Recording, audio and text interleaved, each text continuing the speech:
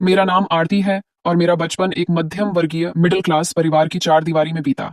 यह परिवार भले ही दौलत के अंबार पर नहीं बैठा था, पर सुखद आरामदेह जीवन जी रहा था। मेरे पिताजी एक निजी कंपनी में मेहनत करते और उनकी तनख्वाह हमारी सभी जरूरतों को अच्छे से पूरा करती थी।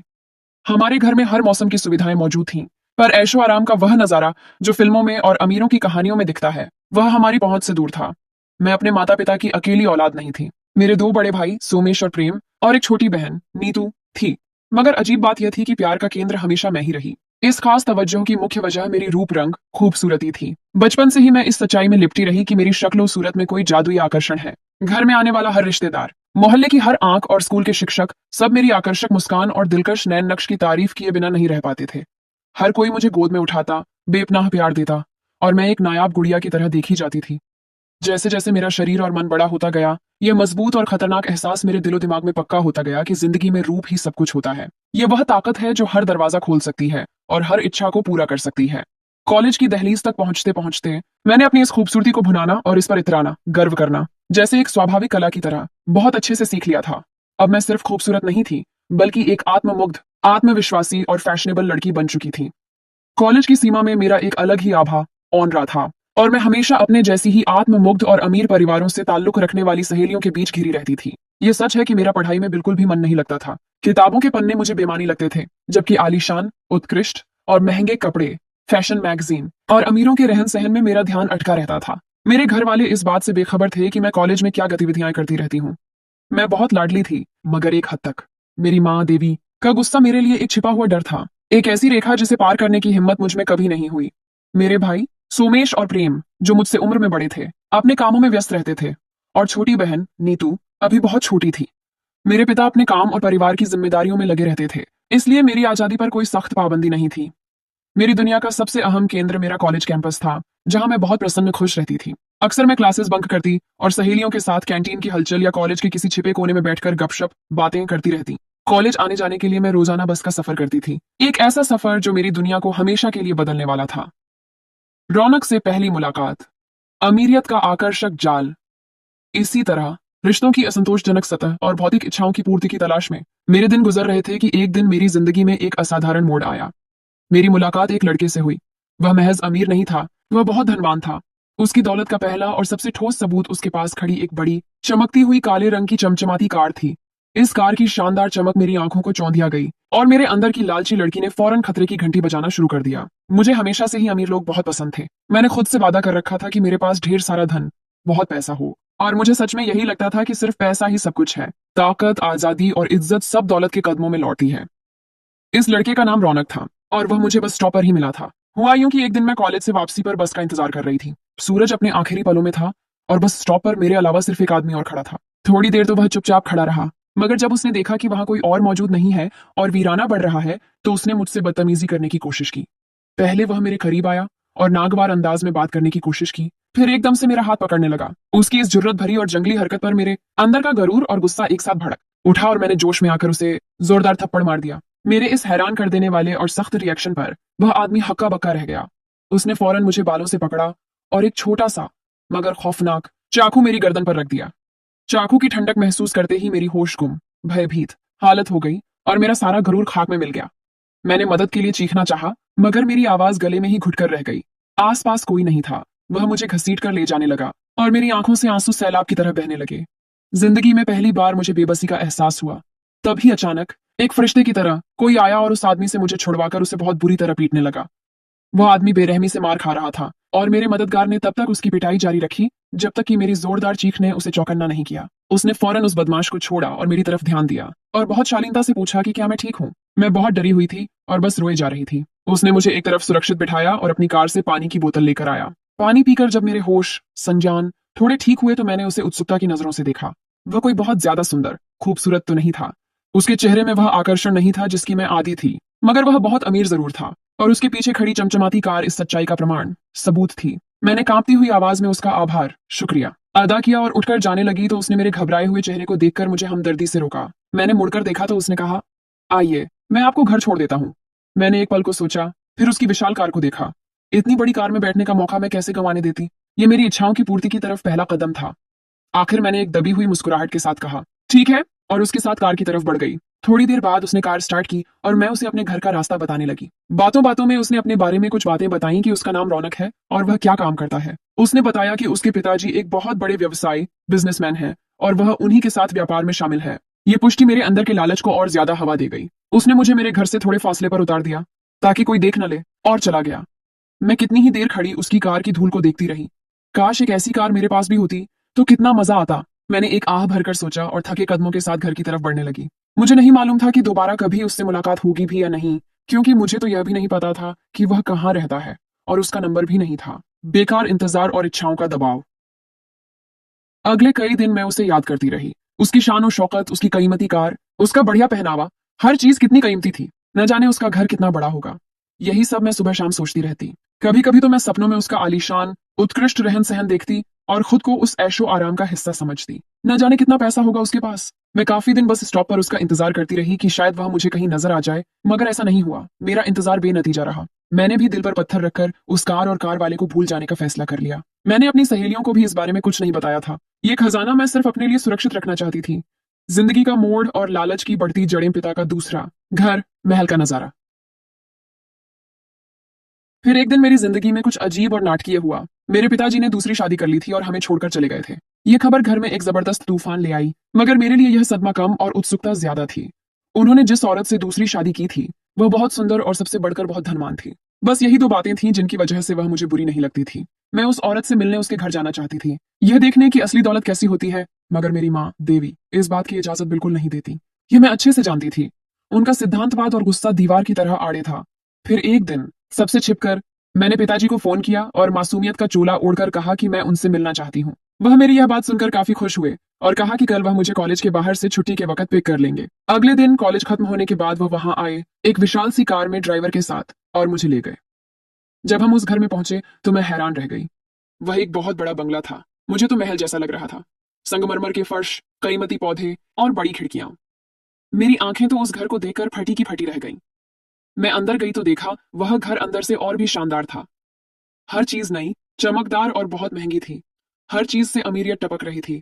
बेतहाशा पैसा और ऐशो आराम से भरी जिंदगी, यही तो मेरा सपना था और अब मैं इसे छू सकती थी। पूरा दिन वहां गुजार कर मैं रात में पिताजी के साथ वापस आई।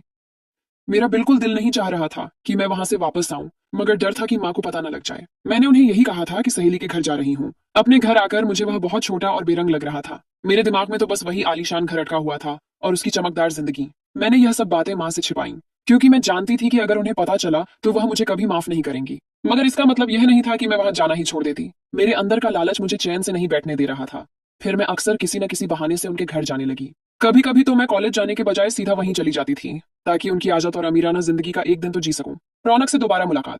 अमीरों की दुनिया का दृश्य, उनका माहौल काफी आजाद था। पार्टियां वगैरह वहां आम थी। एक ऐसी ही पार्टी में मैं एक दिन गई। वह बहुत शानदार पार्टी थी। शहर के एक बहुत बड़े रईस दौलतमंद ने अपने घर इस पार्टी का इंतजाम करवाया था। वहां बहुत धनवान लोग मौजूद थे। मैं वहां बैठी सबको देख रही थी। इन लोगों की दुनिया बिल्कुल ही अलग थी। वहां किसी चीज की कोई कमी न थी, बस फिजूल खर्ची और खनुशी थी। अभी मैं सबको घूरने में ही व्यस्त थी कि तभी मेरी मेज पर कोई आकर बैठा। मैंने चौंक कर देखा तो वह वही लड़का था, रौनक, जिसने मुझे उस दिन बस स्टॉप से घर ड्रॉप किया था। उसने भी मुझे पहचान लिया और मुझे वहां देखकर काफी हैरान भी हुआ कि मैं वहां क्या कर रही हूँ। मैंने उसे तफसील से बताया कि मैं अपने पिताजी के साथ यहाँ आई हूँ। उन्होंने मेरी माँ से छिपकर दूसरी शादी की थी और जिस औरत से उन्होंने शादी की वह बहुत अमीर है। बस उन्हीं के साथ मैं यहाँ आई हूँ। मेरी बात सुनकर उसने कहा, तो तुम्हें यह सब कैसा लग रहा है? मैंने तड़पती आंखों से कहा, बहुत अच्छा। फिर उसने मुझे और ज्यादा चौंका देने वाली बात बताई कि तुम्हारे पिता ने जिससे शादी की वह एक बहुत बड़े व्यवसायी की बेटी है और यह पार्टी मेरे पिताजी ने ही आयोजित अरेंज करवाई है। फिर हम काफी देर वहीं बैठे बातें करते रहे। वो मुझे अपने घर के अंदर ले गया और उसका घर बहुत बड़ा और बहुत खूबसूरत था। अंदर से मैंने ज्यादा तो नहीं देखा, मगर जितना देखा वो बिल्कुल फिल्मों जैसा घर लगा। फाउंटेन, महंगे आर्टवर्क और आलीशान फर्नीचर। उस दिन वहां से निकलते हुए मैंने सोच लिया था कि मैं भी एक दिन यह सब हासिल करूंगी, चाहे इसके लिए मुझे कोई भी कीमत अदा करनी पड़े। मेरी लालच यह सब देखकर दिन ब दिन और बढ़ती जा रही थी। कभी कभी तो मुझे यूं लगता मैं कोई पागल लड़की हूं जिसका मकसद सिर्फ पैसे के पीछे भागना है। देवी का गुस्सा और पाबंदियां, इस जुनून में आकर मैंने एक बड़ा कदम उठाया। मैंने कॉलेज जाना छोड़ दिया। जब मेरी माँ देवी को मेरे इस अप्रत्याशित फैसले का पता चला तो मैंने नाफरमानी के लहजे में बोल दिया कि मैं बिल्कुल भी पढ़ना नहीं चाहती। पढ़कर मैंने क्या कर लेना है। मेरी बातें सुनकर वह बहुत गुस्से में आ गई और उन्होंने सख्त लहजे में कहा कि यह सनक तुम्हारे दिमाग में तुम्हारे बाप ने भरी होगी। तुम जब से उधर जा रही हो बहुत ही बदतमीज होती जा रही हो। जिंदगी में पैसा ही सब कुछ नहीं होता। आज के बाद तुम मेरी इजाजत के बिना बाहर कदम नहीं रखोगी।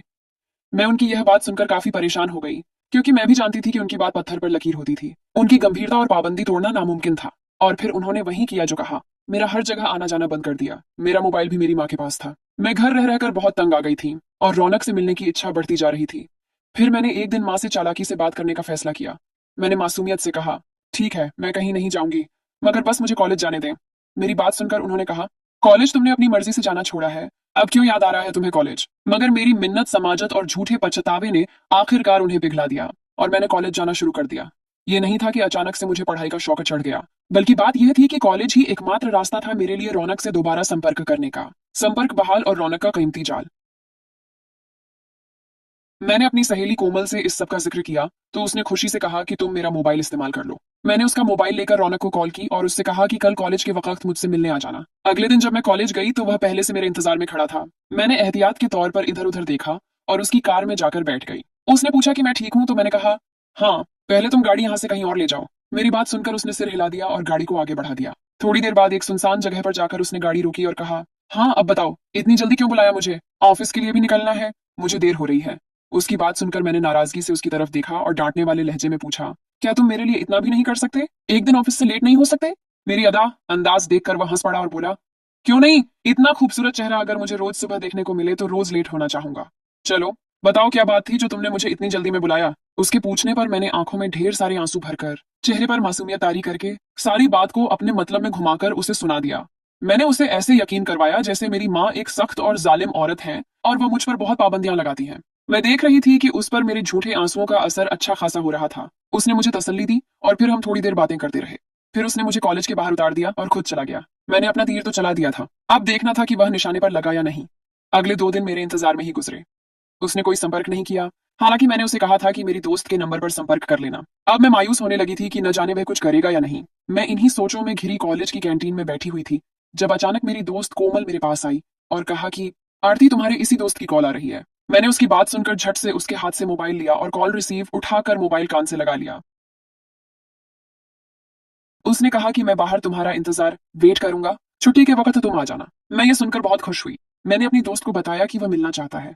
क्या तुम मेरी मम्मी को बोल दोगी कि मैं तुम्हारे साथ हूँ? उसने यकीन दिलाते हुए कहा, ठीक है, कोई मसला नहीं, तुम जाओ, मैं संभाल लूंगी। उसकी बात सुनकर मैं संतोष पाकर चली गई। छुट्टी के वक्त जैसे ही मैं बाहर आई, मेरी नजरें उसे तलाशने लगीं। वह सामने ही गाड़ी के बोनट से टेक लगाए खड़ा था। मुझे देखकर सीधा हो गया। मैं गाड़ी में बैठी तो उसने गाड़ी आगे बढ़ा दी और एक रेस्टोरेंट के सामने जाकर रोक दी। वह बहुत खूबसूरत और महंगा रेस्तरां था। मैंने उससे पूछा, हम यहाँ क्यों आए हैं? तो उसने शालीनता से बोला, दोपहर का भोजन, लंच करने और तुमसे बात भी हो जाएगी। मैंने अंदर की तरफ बढ़ते हुए उससे पूछा कि तुम इतने दिन कहाँ थे? आखिर तुमने कोई संपर्क भी नहीं किया? तो उसने बताया कि वह थोड़े काम में व्यस्त था। फिर हम जब खाना खाकर बाहर आए और गाड़ी में बैठे तो उसने एक खूबसूरत डिब्बा मेरी तरफ बढ़ाया और कहा कि ये तुम्हारे लिए लाया था। मैंने उत्सुकता से बोला, ये क्या है? तो उसने कहा, खुद ही खोल कर देख लो। मैंने जब वह डिब्बा खोला तो मैं खुशी से पागल हो गई, क्योंकि उसमें एक महंगा और कीमती मोबाइल फोन था। नया मॉडल, चमकदार। मैंने उसको कहा, बहुत शुक्रिया, मगर तुमने क्यों लिया?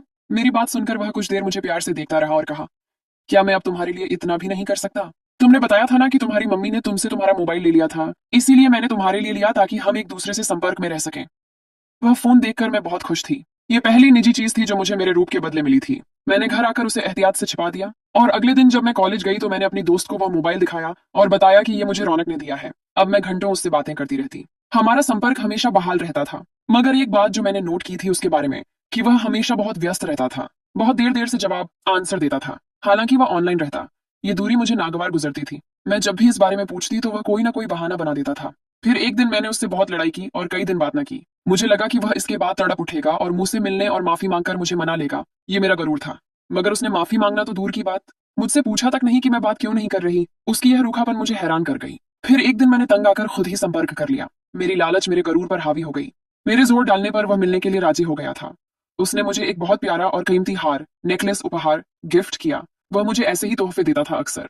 मुझे उसका हर तोहफा बहुत पसंद आता और मेरा दिल करता था कि वह अगली बार उससे भी महंगी चीज दे। कभी कभी तो मैं जानबूझकर ही उसके सामने बोलती थी कि मुझे यह पसंद है मगर मैं खरीद नहीं सकती, तो वो मुझे वह चीज ला देता था। ये मेरा रौनक को इस्तेमाल करने का तरीका था। एक दिन मेरी माँ देवी को न जाने कैसे सबके बारे में पता चल गया। शायद कोमल ने कोई गलती की या मैंने कोई निशान छोड़ दिया। उन्होंने मुझसे मेरा वह नया मोबाइल भी लेकर तोड़ दिया जो रौनक ने मुझे दिया था। उन्होंने उसके लिए सारे तोहफे जला दिए और मुझे कहा कि खबरदार, जो आइंदा तुमने घर से बाहर कदम रखा तो। इस बार उनका गुस्सा आखिरी हद को छू रहा था। घर का माहौल दुखद और तनाव से भर गया। फिर एक दिन मुझे पता चला कि मेरे लिए कोई रिश्ता आया है और माँ ने हाँ कर दी है। यह सुनकर मैं बहुत परेशान हो गई। मैं किसी गरीब आदमी से कभी भी शादी नहीं करना चाहती थी। मेरी नजर में रौनक की दौलत ही मेरी आखिरी मंजिल थी। मैंने माँ से बहुत जिद की, बहुत मिन्नतें की, मगर वह न मानी। उनके नजदीक मेरा विवाह ही मेरी मुक्ति का एकमात्र रास्ता था। फिर मैंने लाख कोशिश की कि किसी भी तरह मेरा रौनक से संपर्क हो जाए, मगर ऐसा न हो सका। उसने अपना नंबर बदल लिया था या मुझे ब्लॉक कर दिया था। फिर मैंने शैतानी योजना बनाई और सोचा कि मैं शादी के बाद ही उससे संपर्क करूंगी और अपने पति से तलाक लेकर भागकर रौनक से शादी कर लूंगी। मैंने अपने दिमाग में हर चीज की प्लानिंग कर ली थी। मैंने यह तक न सोचा कि रौनक मुझसे शादी करेगा भी या नहीं। बस मैंने अपनी लालच में जिंदगी का सबसे बड़ा खेल खेल लिया, जिसने आगे जाकर मुझे मुंह के बल गिरा दिया। मेरी शादी से पहले एक अजीब बात हुई, जिसकी वजह से मुझे माँ से छिपकर शादी करनी पड़ी। मैं कुंवारी थी और बहुत खूबसूरत भी। जब मेरे लिए मोहल्ले के एक पंडित का रिश्ता आया, जिसके 4 जवान बच्चे थे और कुछ दिनों पहले उसकी पत्नी का निधन मृत्यु हुआ था, मैं बहुत परेशान थी, क्योंकि माँ ने रिश्ते के लिए हाँ कर दी थी। पंडित के बेटे से शादी करना मेरी खूबसूरती और जवानी की तौहीन थी। उसी शाम मेरे पास उसी पंडित का बेटा आया और बोला, मेरा बाप बहुत जालिम है, मेरी माँ को मारता था, तुम मुझसे विवाह शादी कर लो, वरना सारी जिंदगी रोगी। उसकी दर्द भरी बातें और जुल्म से बचने की इच्छा ने मुझे हिम्मत दी। मैं भी डरकर मान गई और उससे विवाह कर लिया। मेरे पति का नाम सुमित था, लेकिन मेरी जान तब निकली जब वह मुझे शादी के बाद मंदिर की पिछली तरफ ले गया, जहाँ एक तस्वीर पड़ी थी। उसे देखते ही मेरी चीखें निकल गईं, क्योंकि वह मेरे पति की थी और उस पर लिखा था, स्वर्गीय संजीव। मैं बहुत हैरान हुई कि मेरा पति तो मेरे सामने ही खड़ा था, तो यह कौन था तस्वीर में, और उस पर संजीव क्यों लिखा था? क्योंकि मेरे पति का नाम तो सुमित था। मैंने अपने पति से जब यह पूछा कि यह तो आपकी तस्वीर है, तो फिर इस पर स्वर्गीय क्यों लिखा हुआ है, तो उन्होंने एक गहरा सांस लिया और कहा कि यह मेरा जुड़वा भाई था, हम दोनों जुड़वा थे, एक दुर्घटना में उसकी मौत हो गई। मैंने अपने पति की बात सुनकर कहा कि कैसी दुर्घटना, और हमें पहले क्यों नहीं पता चला कि आपका कोई भाई भी था? हमने तो उसे कभी नहीं देखा था। मेरी बात सुनकर मेरे पति ने मुझसे कहा कि हम यहाँ आने से पहले एक दूसरे शहर में रहते थे, वहां रहना हमारे लिए बहुत मुश्किल हो गया था, इसलिए हमने यह बात छिपा रखी थी। मैं अपने पति की बात सुनकर काफी हैरान हुई, क्योंकि यह बात किसी को पता नहीं थी कि पंडित के 2 बेटे थे, सुमित और संजीव। खैर, अगली सुबह पंडित को पता चला कि मेरी शादी उसके बेटे से कर दी गई है, तो वह मेरे घर मेरी माँ से इस बात पर झगड़ने चला गया। मेरी माँ इस सब के बारे में कुछ नहीं जानती थी। उन्हें नहीं पता था कि मैंने शादी कर ली है। मैं जानती थी कि माँ को जैसे ही यह बात पता चलेगी, तो वह आसमान सिर पर उठा लेंगी। मैं बहुत घबराई हुई थी कि न जाने अब क्या होगा। मैंने अपने पति से कहा कि मैं कुछ दिन के लिए अपने बाप के पास चली जाती हूँ, मेरी माँ वहां नहीं आ सकेंगी। मेरी बात सुनकर मेरा पति मान गया, मगर वह नहीं जानता था कि मैं वहां सिर्फ माँ के डर से नहीं जा रही, बल्कि वह एकमात्र जगह थी जहां जाकर मैं रौनक से संपर्क कर सकती थी। मैंने अगले ही दिन तैयारी की और अपने पिता के पास चली गई। मेरी सौतेली माँ, बड़ी माँ ने मेरे लिए कमरा तैयार करवाया और मुझे बोला कि वह बाहर जा रही हैं, देर से वापस आएंगी। उनके चले जाने के बाद मैं वहीं लाउंज में बैठ गई और अपनी जिंदगी के इस जटिल मोड़ के बारे में सोचने लगी, और साथ ही यह भी सोचने लगी कि आखिर अपने पति से कैसे पीछा छुड़वाऊं। मैंने तो बस उससे इसलिए शादी की थी ताकि मम्मी मेरी शादी उसके बाप से न कर दें, और मुझे वैसे भी उससे तलाक लेकर रौनक से शादी करनी थी। अब मुझे जल्दी इस व्यक्ति से भी पीछा छुड़वाना होगा। मैंने तो किसी अमीर कबीर आदमी से शादी करने का सपना ख्वाब देखा था, और अब मैं अपना यह सपना रौनक से शादी करके पूरा करना चाहती थी। वह बहुत धनवान था, मैं हर हाल में उससे शादी करना चाहती थी। मेरे दिल में पैसे के सिवा किसी चीज की मोहब्बत नहीं थी, मगर इस नशे में डूबे मैं नहीं जानती थी कि पैसा मुझे जिंदगी में सुकून नहीं दे सकता। अगली सुबह मैंने अपने बाप से कहा कि मेरी शादी माँ जबरदस्ती इस आदमी से करवा रही थी, मैंने इसलिए मजबूरन उसके बेटे से शादी की। अब मैं आपके पास आ गई हूँ, तो मैं चाहती हूँ कि मेरी यह मजबूरी में की गई शादी खत्म हो जाए। मैं अपनी जिंदगी में सिर्फ सुकून चाहती हूँ, मुझे इस व्यक्ति से छुटकारा दिला दें। मेरी बात सुनकर उन्होंने कुछ नहीं कहा। मैं अगले 2 दिन इंतजार करती रही कि शायद वह मुझे कुछ कहें, मगर ऐसा नहीं हुआ। फिर मैंने एक दिन खुद ही उनसे पूछ लिया, तो उन्होंने सख्ती से कहा कि मैं इस सिलसिले में कोई मदद नहीं कर सकता तुम्हारी। अगर तुम्हारी माँ को पता चला और तुम चाहती हो कि मैं तुम्हारी मदद करूं, मैं ऐसा बिल्कुल नहीं करने वाला, और तुम भी जितना जल्दी हो सके अपने घर वापस चली जाओ। मैं उनके मुंह से यह सब सुनकर बहुत ज्यादा हैरान हुई कि वह मुझे घर से निकलने का कैसे कह रहे हैं।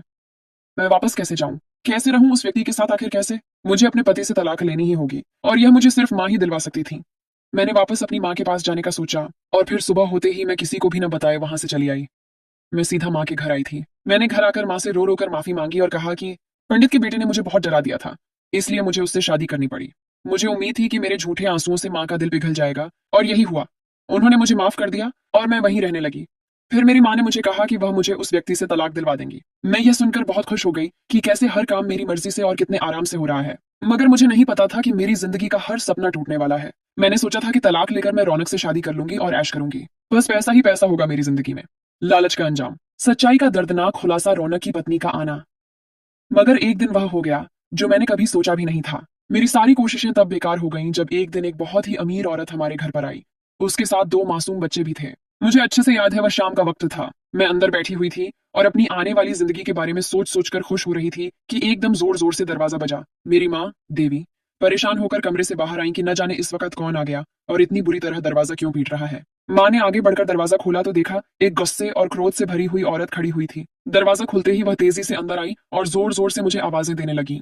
मेरी माँ ने उससे लाख पूछा कि तुम कौन हो, मेरी बेटी को क्यों इस तरह बुला रही हो और यूं चीख क्यों रही हो मेरे ही घर में खड़े होकर। मैं उसकी आवाज सुनकर बाहर आई तो वह तेजी से मेरी तरफ बढ़ी और मुझे बालों से पकड़कर बोलने लगी, तुम मेरे पति शौहर के पीछे क्यों पड़ी हुई हो, क्या चाहती हो तुम आखिर। मैंने घबराहट में कहा कि मैं क्यों तुम्हारे पति के पीछे पड़ूंगी, मैं तो ना तुम्हें जानती हूँ और ना ही तुम्हारे पति को।